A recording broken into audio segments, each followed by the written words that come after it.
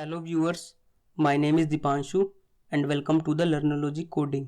So previous video में आपने देखा कि किस तरीके से हम मल्टीपल रिकॉर्ड्स प्रिंट कर सकते हैं एक सिंगल क्यूब ऐप के अंदर।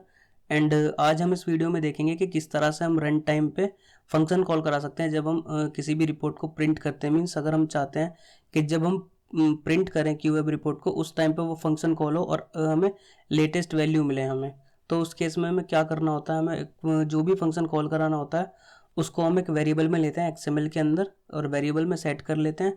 और जो हम फंक्शन कॉल कराते हैं उसमें जो रिटर्न के अंदर वैल्यू होगी वो हमें एक्सएमएल के अंदर मिल जाएगी। तो उसके लिए क्या करते हैं, हम सबसे पहले एक फंक्शन बनाते हैं। जिस ऑब्जेक्ट के लिए रिपोर्ट हमें मिलेगी उसी ऑब्जेक्ट के अंदर हम वो फंक्शन बनाएंगे। तो यहाँ पर एक फंक्शन बना लेते हैं।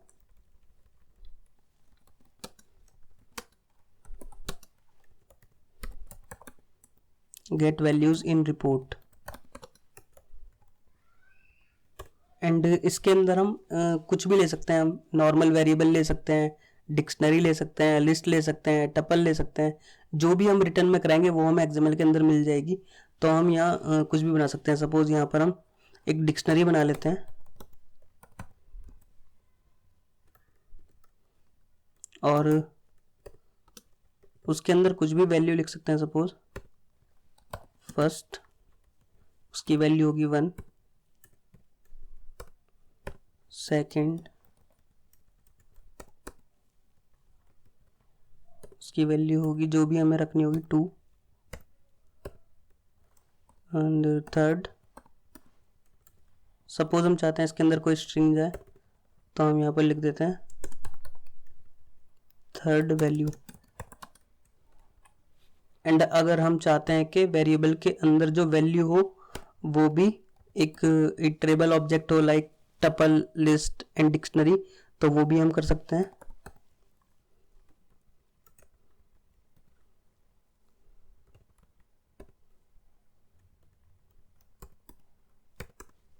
एंड यहाँ पर हम अगर इसे रिटर्न कर देंगे एंड उसके बाद जो भी इस वेरिएबल के अंदर होगा वो हमें वहाँ एक्सएमएल के अंदर मिल जाएगा। उसको हम कैसे कॉल कराते हैं, हम यहाँ सबसे पहले यहाँ एक वेरिएबल सेट कर लेते हैं टी सेट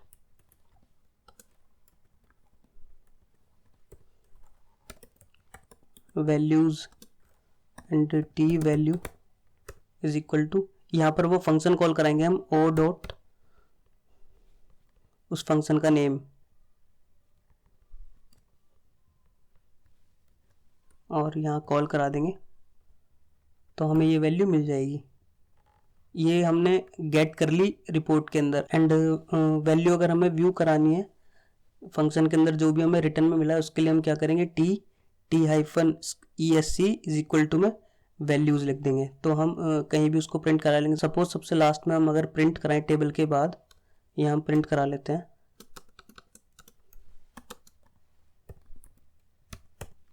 वैल्यूज और अब इसे प्रिंट कराते हैं।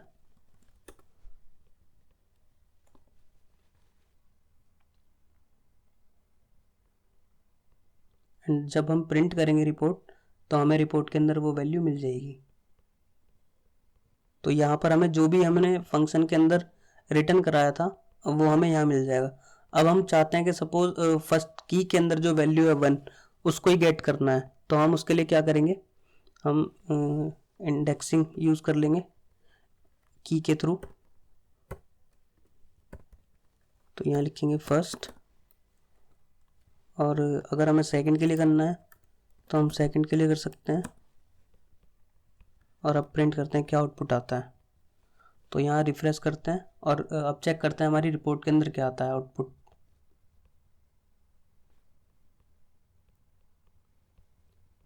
तो यहाँ पर 1 और 2 आ गई वैल्यू जो हमने उस डिक्शनरी के अंदर यूज करी थी। अब हम चाहते हैं कि जो हमने फोर्थ की के अंदर वैल्यू ली थी लिस्ट, उसका हमें सेकंड वैल्यू एक्सेस करनी है। तो उसके लिए हम क्या करेंगे, सबसे पहले की लिखेंगे फोर्थ और उसके बाद हम फर्स्ट इंडेक्स यूज करेंगे। तो यहाँ सबसे पहले एक BR टैग लगा लेते हैं नेक्स्ट लाइन में जाने के लिए। एंड यहाँ पर हम TESC is equal to values and उसके बाद हम की यूज़ करेंगे 4th, एंड उसके बाद हम यूज़ करेंगे 1, क्योंकि सेकंड प्लेस का जो इंडेक्स होगा वो 1 होगा, तो हम यहाँ 1 यूज़ करेंगे और अब इसको प्रिंट करते हैं।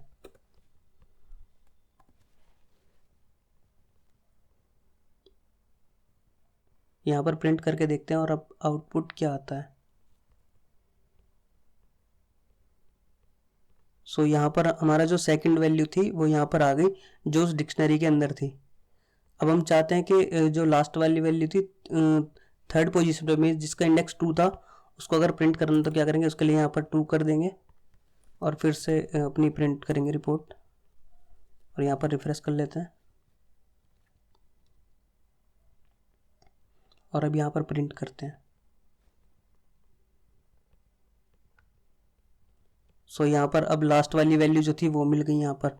तो इस तरीके से जो भी वैल्यू हम उस फंक्शन के अंदर रिटर्न कराएंगे वो हम इस तरीके से XML के अंदर हम गेट कर सकते हैं। सपोज अगर हम चाहते हैं कि हम at the time of report printing हम चाहते हैं कि हमें डेट मिले करंट और करंट टाइम मिले, तो हम उसके लिए क्या करेंगे, एक वेरिएबल ले लेते हैं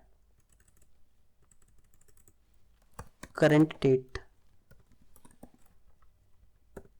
और उसकी वैल्यू में हम क्या रखेंगे, डेट डॉट टुडे, और यहाँ पर वैल्यू आ जाएगी। इसको सबसे पहले हम यहाँ ना यूज़ करके पहले यूज़ कर लेते हैं।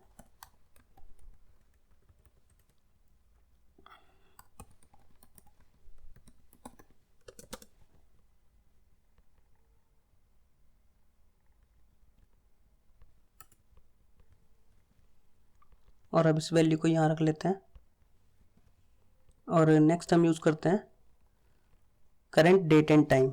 अगर हमें दोनों चीज़ चाहिए तो उसके लिए क्या करेंगे, हम दूसरा मेथड हम यूज़ करेंगे डेट टाइम डॉट नाउ, और इसके लिए हम यहाँ यूज़ कर लेंगे सेकंड की,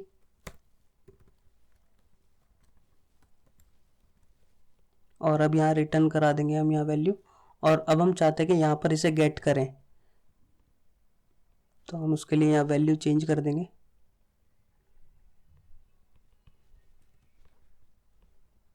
जो कि हमने यहाँ पर बनाई थी वो हम वहाँ पर यूज़ कर लेंगे। करंट डेट के लिए करंट डेट और करंट डेट टाइम के लिए करंट डेट टाइम।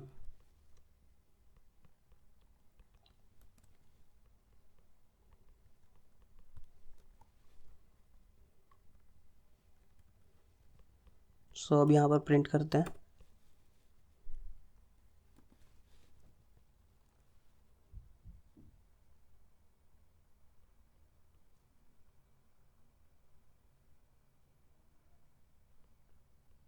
और यहाँ पर अब देखते हैं कि आउटपुट क्या आता है। सो यहाँ पर हमें करंट डेट मिल गई और यहाँ पे करंट डेट विद टाइम मिल गया। एंड अब हम इसको किसी भी फॉर्मेट में यहाँ पर गेट कर सकते हैं। सपोज हम चाहते हैं कि हमें डायरेक्ट इस फॉर्मेट में ना लेके हम किसी और फॉर्मेट में चाहते हैं, सपोज 10 फरवरी 2022 या फिर फरवरी 10 2022, इस तरीके से अगर हम आउटपुट चाहिए तो हम क्या करेंगे, जो हम यहाँ पर वैल्यू गेट करेंगे इस वेरिएबल के अंदर, हम इस पे strf फंक्शन यूज़ करके स्ट्रिंग में कन्वर्ट कर सकते हैं, और जिस भी फॉर्मेट में हम डेटा चाहते हैं उसके अकॉर्डिंग वो फाइनल वैल्यू जो होगी उसको हम यहाँ पर पास कर देंगे। इन की के थ्रू हम वैल्यू वहाँ पर गेट कर लेंगे जैसे अब कर रहे हैं। और सेम इसी तरीके से करंट डेट टाइम के लिए भी अगर हम चाहते हैं कि हमें अपने अकॉर्डिंग सिंटेक्स बनाना है तो उसके अकॉर्डिंग हम यहाँ पर strf फंक्शन यूज़ कर लेंगे स्ट्रिंग में फॉर्मेट करने के लिए, और वो यहाँ पर हम इसके अंदर पास कर देंगे और डिक्शनरी के अंदर हम इसे रिटर्न करा देंगे और यहाँ पर रिपोर्ट के अंदर हमें वो वैल्यू मिल जाएगी। सो इस तरीके से हम पाइथन फंक्शन के थ्रू XML रिपोर्ट के अंदर वैल्यू गेट कर सकते हैं रिपोर्ट प्रिंट करते time.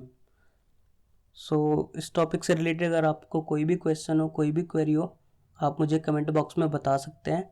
And thanks for watching this tutorial.